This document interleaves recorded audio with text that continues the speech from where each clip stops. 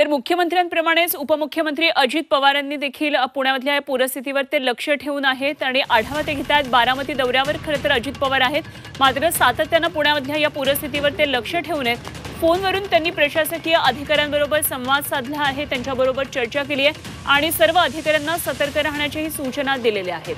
धरणामधल्या पाणीसाठ्यामध्ये सातत्याने वाढ होत असल्यामुळे पाण्याचा विसर्ग आणखी वाढवण्यात येण्याची शक्यता आहे आणि त्यामुळे परिस्थितीची सामना करण्यासाठी सज्ज रहा आणि पूरग्रस्त भागातल्या नागरिकांचं तातडीने स्थलांतर करा, असे निर्देश त्यांनी अधिकाऱ्यांना दिलेले आहेत।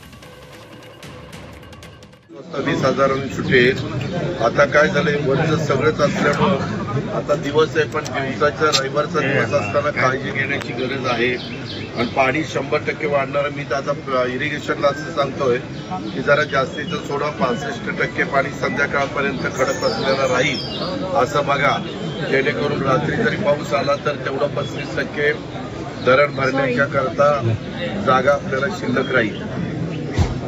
पण तुम्ही लाऊडस्पीकर लावून सगळ्यांना आव्हान करा, ट्विट करा, जे काही मेसेज पाठवा, जे काही करायचं ते करा, परंतु आता आपण एकमेकांच्या संपर्कात।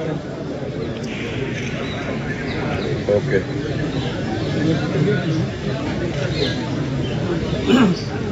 ओके।